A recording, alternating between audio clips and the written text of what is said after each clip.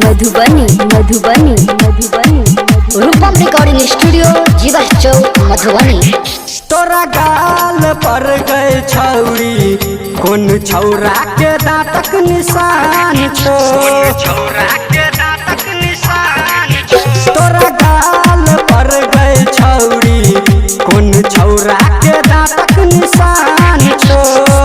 लगे है अभी तक भैया कहे लगे है अभी तक भैया कहेला छोरी चक चक से बुझाइते छो। तोरा गाल पर गई छौरी कौन छौरा के दांतक निशान छो। तोरा गाल पर गई छौरी कौन छौरा के दांतक निशान छो।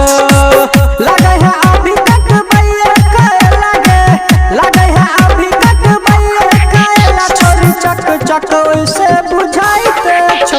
तोरा गाल पर गए छौरी कौन छौरा के दांतक निशान छो।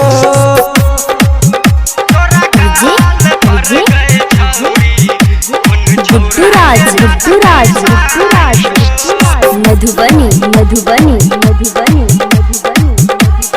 मिक्स बाय रूपम सिंह। रोज तू घूमै छेला देखबै छेला सामान गे। एक दिन तोरा पटैया ललियौ दलियौ तोरा निशान गे। रोज तू घूमै छेला देखबै छेला सामान गे।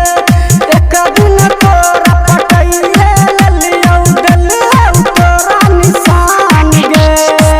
अया तू मिल जान हमरा गे, अया तू मिल जान हमरा गे। छोरी चक तोहर सब बुझै छौ। तोरा गाल पर गई छौरी कौन छौरा के दांतक निशान छो।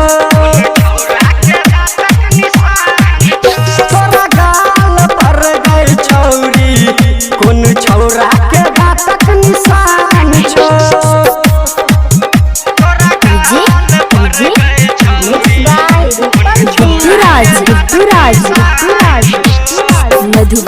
मधुबनी रूपम रिकॉर्डिंग स्टूडियो जीवा चौक मधुबनी। गाल पतोरा दलियौ निशानी याद में रहतौ यार गे। जब ही ससुरा पूछतौ भतरा मारतौ लड़ी तोरा मार गे।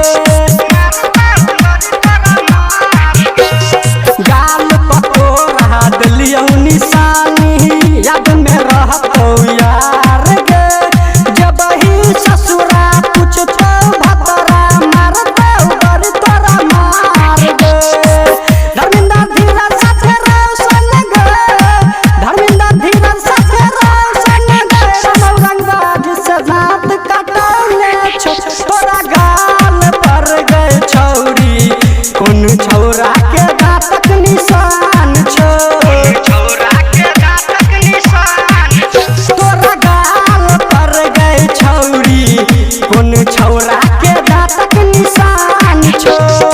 रूपम रिकॉर्डिंग स्टूडियो जीवा चौक मधुबनी। Mobile number 91109636।